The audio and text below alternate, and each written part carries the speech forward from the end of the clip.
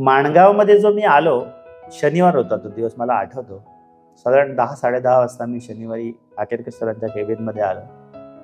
Sir म्हणाले, तुम्हाला घेण्यासाठीची जागा आहे, तुम्हाला आम्ही नक्की घेणार आहोत, पण आजपासून म्हणजे सोमवारपासून गणपती चतुर्थीची सुट्टी आहे, त्यामुळे मी आज तुम्हाला हजर करून घेणार नाही, तुम्ही सुट्टीनंतर या, असं मला त्यांनी सांगितलं. आणि मी बाहेर पडलो.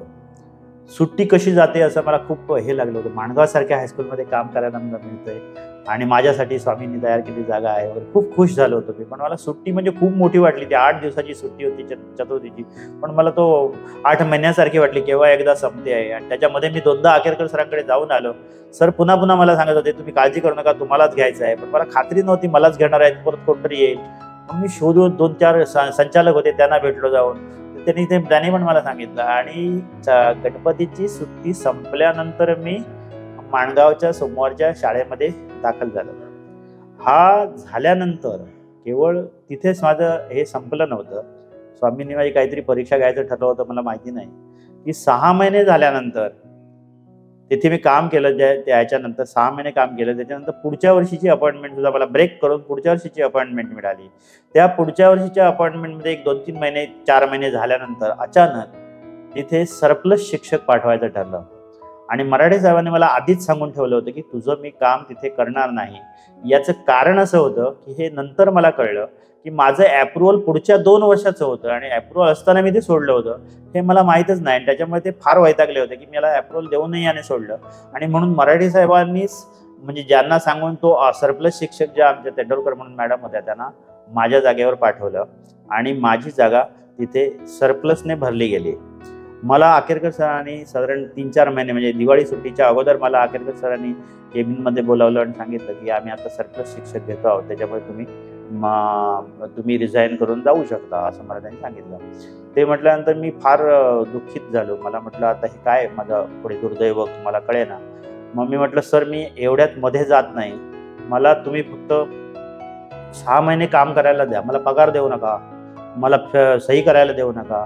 मग आकेरकर सर त्यावेळी खूप स्ट्रिक्ट होते, म्हणजे अजूनही ते आहेत आमचे मुख्य कार्यकारी अधिकारी म्हणून आहेत, फारच स्ट्रिक्ट होते. ते म्हणाले मी तुम्हाला सही करायला द्या, कुठेही सही करायची नाही, कुठल्याही पेपरवर सही करायची नाही, पेपर तपासलात तरी पेपरवर सही करायची नाही, मस्टरवर सही करायची नाही, शाळेत फक्त येऊन तुम्ही 6 महिने काम करायचं आहे, तेवढीच मुभा तुम्हाला देण्यात येत आहे, बाकी तुम्हाला काही करता येणार नाही. आणि हे वर्ष संपलं की तुम्ही निघून जायचं आहे. मी म्हटलं ठीक आहे, कारण मला बाहेर लोक विचारणार मध्येच का तुम्हाला काढून टाकलं, म्हणून मी 6 महिने कंटिन्यू केलं.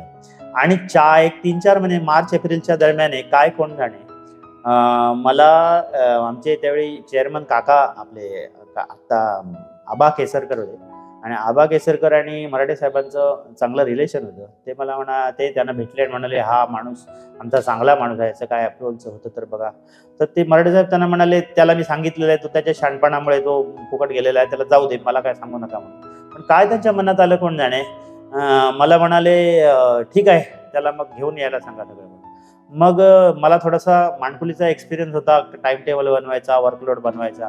मग त्यावेळी आकेरकर सर, पिळणकर सर यांनी मला सांगितलं की तुम्हीच ते वर्कलोड बसवा कसे ते. आणि त्यावेळी ते 0.7 नावाची एक गोष्ट होती, म्हणजे 23-24 तास झाले की तुम्हाला त्या फुल टाईम वर्कलोडमध्ये धरता यायचं, त्याला 0.7 असं म्हणायचं, 0.7ची जागा. ते 0.7 वर्कलोड काढलं मी त्याच्यातलं, मी स्वतःच बसलो, 0.7 वर्कलोड बसवलं आणि वर्कलोड बसून मी माझं स्वतःचं ॲप्रुव्हल घेऊन गेलो. ते ॲप्रुव्हल मराठे साहेबांनी एका वेळी ज्यावेळी पहिल्यांदा गेलो त्यावेळी सरळ परिवीक्षाधीन कालावधी म्हणजे 2 वर्षाची प्रोबेशनरी पिरियड म्हणून मारून दिलं. आणि त्यानंतर बरोबर 8 दिवसांनी मराठे साहेबांची बदली लातूरला झाली आणि माझं काम मात्र ते त्यावेळी करून गेले होते. ही केवळ आणि केवळ स्वामींची कृपा होती. म्हणूनच मी तिथे त्या प्रोबेशनरीवर म्हणजे 10/6/95 पासून 12/6/95 पासून मी माणगाव हायस्कूलला रुजू झालो आणि त्याचं ॲप्रुव्हल पुढील काही 6 महिन्याच्या आतमध्ये मला मिळालं. मुळात BSc ला असताना मी संगीत विशारद झालो. BSc होतोच मी प्लस संगीत विशारद असं माझं क्वालिफिकेशन होतं. आणि संगीताची मुळातच मला आवड होती. पेटी मी फार चांगला वाजवायचो, कारण त्यावेळी मोठमोठे सगळे कीर्तनकार होते, त्यांना मी साथ करायचो, गायक होते त्यांना साथ करायचो. झरापकर सरांबरोबर जवळजवळ 12 वर्ष मी कीर्तनाची साथ केली. आणि याच्यामध्ये काय झालं की गेल्यानंतर मला संगीताची आवड असल्यामुळे मी या मुलांना एकत्र करून त्यांचे कार्यक्रम घ्यायचो. म्हणजे BSc वर्कलोड खरं तर माझं माझं वर्कलोड होतं BSc BEd आणि त्याच्यामुळे गणित आणि विज्ञान आणि त्याचबरोबर काही तास मला असेच असायचे की संगीत म्हणून घेतले जायचे. कला क्रीडा कलेमध्ये 5 प्रकार होते त्याच्याकडे, गायन, वादन, नृत्य, नाट्य, अभिनय. याच्यामध्ये गायन वादनाला 2 पिरियड्स होते आणि 8वीचे 2 पिरियड्स एवढंच मला ते मिळायचे. 5वी ते 8वी 2 पिरियड त्याच्यातले काही ते घेऊन मी या मुलांना तयार करायचं ठरवलं आणि त्याच्यावर खूप काम केलं. मग मी त्याच्यासाठी मुलांना दूरदर्शनला नेलं. सह्याद्री दूरदर्शनला त्यांचा कार्यक्रम केला. राग एक रंग अनेक नावाचा एक कार्यक्रम होता. त्याच्यामध्ये माणगाव हायस्कूलची मुलं चमकली. मी मुलांना रत्नागिरी आकाशवाणीला घेऊन गेलो. रत्नागिरी आकाशवाणीला माणगावचे एक प्राथमिक शिक्षक कवी विठ्ठल कदम होते. त्या विठ्ठल कदम त्यांच्या कविता मी कंपोज केल्या आणि त्या कंपोज करून मी त्या रत्नागिरी आकाशवाणीला दिल्या. तिथे रत्नागिरी आकाशवाणीला आम्ही आमची मुलं घेऊन, या मुलांना घेऊन गाडीने तिथे गेलो. तिथे त्यांच्या स्टुडिओला रेकॉर्डिंग केलं आणि हे रेकॉर्डिंग तिथे लोटलीकर नावाचे दोन अधिकारी होते. ते वर त्यांच्या केबिनमध्ये बसले होते. त्यांनी ती गाणी ऐकली आणि ते अत्यंत खुश झाले आणि ते खाली आले स्टुडिओमध्ये. आमच्याबरोबर काही फोटो सेशन केलं.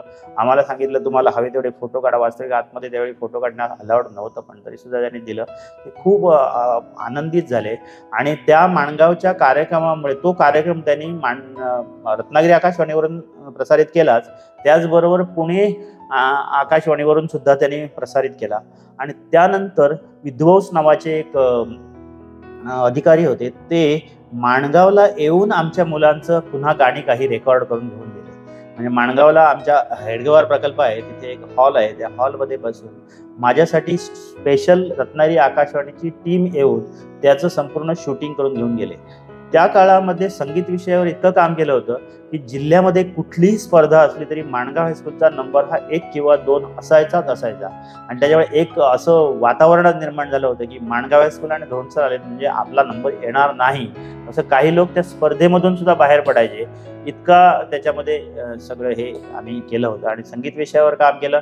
त्याशिवाय मी माझा BSc हा सगळा भाग मी BSc माझा वर्कलोड सांभाळून करत होतो. आधी थांबून नंतर थांबून, म्हणजे मयुरा भिसेसारखी मुलगी असेल किंवा आता माझी नूतन नावाची एक मुलगी आहे, ती गाण्यामध्येच तिने करिअर केलं आहे, नूतन परब नावाची. ह्या मुलांना मी संध्याकाळी 5 नंतर घ्यायचो. केव्हा 7 वाजायचे, 8 वाजायचे, पण त्यांचे पालक चांगले होते. त्यांना नेऊन मी सोडायचो सकाळी.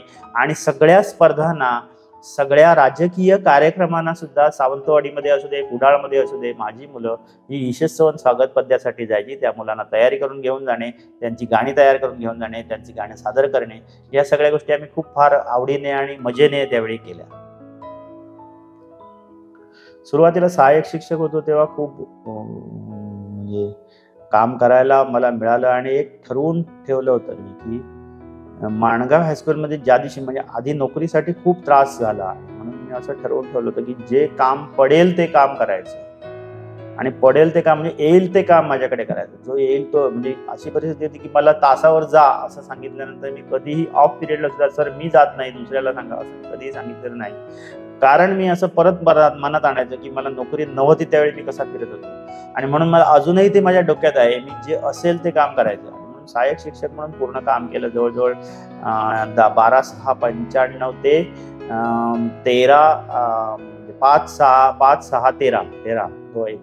2013 असं मी जवळजवळ 19 वर्ष मी सहाय्यक शिक्षक म्हणून काम केलं. आणि त्यानंतर अशी परिस्थिती की आमच्याकडे थोडंसं स्टाफमध्ये आणि ह्या सगळ्या बदल सगळ्या ह्याच्यात, आणि याच्यामध्ये असं झालं की तुम्हाला मुख्याध्यापक म्हणून तुम्ही घ्यायला तयार आहात का. तर ती जबाबदारी खूप मोठी होती आणि याच्यामध्ये मुख्याध्यापक पद कोण घ्यायला इच्छुक आहेत असं एक संस्थेकडून पत्र होतं.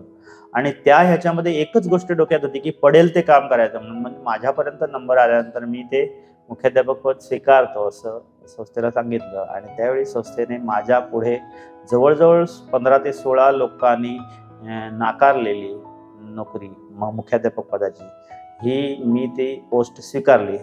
आणि स्वीकारल्यानंतर 5/6/13 पासून मी माणगाव हायस्कूलमध्ये जवळजवळ आता 11 वर्ष 3 महिने एवढे मी कंटिन्यू, म्हणजे ऑगस्ट 31 पर्यंत आजच्या जवळजवळ मुख्याध्यापक म्हणून काम करतो आहे.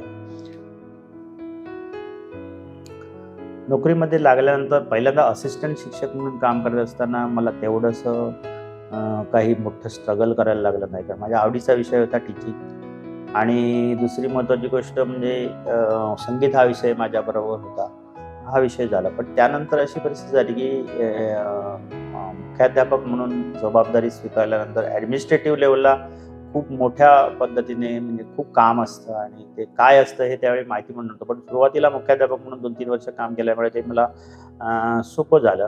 पण त्याच्यामध्ये बरंच स्ट्रगल, याचा अर्थ म्हणजे काही गोष्टी अशा झाल्या की काही गोष्टी जाणून घेण्यासाठी म्हणजे त्याच वेळी ऑनलाईन सगळं आलं होतं.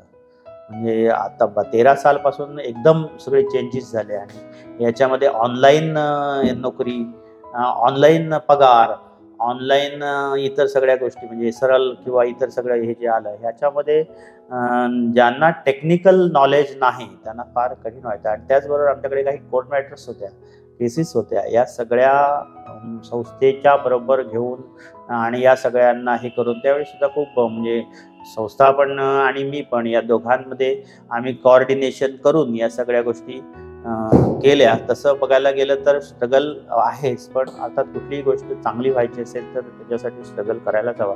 वाईट गोष्टी किंवा इतर काही अनुभव हे सांगणं तेवढंसं काय हे नाही, परंतु खूप छान एक्सपिरियन्स याच्यामध्ये आले की. आणि दुसरी महत्त्वाची गोष्ट की मी माझं बाहेरचं जे वलय आहे, मी खरं कीर्तनकार आहे किंवा नाटकात भूमिका केल्या, सिनेमात भूमिका केल्या, त्याचा ओघावघाने उल्लेख येईलच. तर त्याच्यामध्ये त्यामुळे मला संपूर्ण बाहेर जे काही माझं रिलेशन होतं त्या रिलेशनचा खूप मोठा फायदा झाला. आणि या रिलेशनच्या फायद्यातून मी माझी मुख्याध्यापकशिप खूप चांगल्या पद्धतीने करू शकलो. आजही जिल्ह्यामध्ये मला खूप चांगल्या प्रकारे सहकार्य करणारी माणसं आहेत. आणि एज्युकेशन ऑफिसरनी सुद्धा आणि जे कोण होते त्यावेळी सावंतवाडीला ऑफिस होतं सुरुवातीला, तिथून आतापर्यंत सुद्धा मला सगळ्या आतापर्यंत आलेल्या सगळ्या ऑफिसरनी आणि खूप चांगलं सहकार्य केलं आणि खूप चांगल्या पद्धतीने मी काम करू शकलो.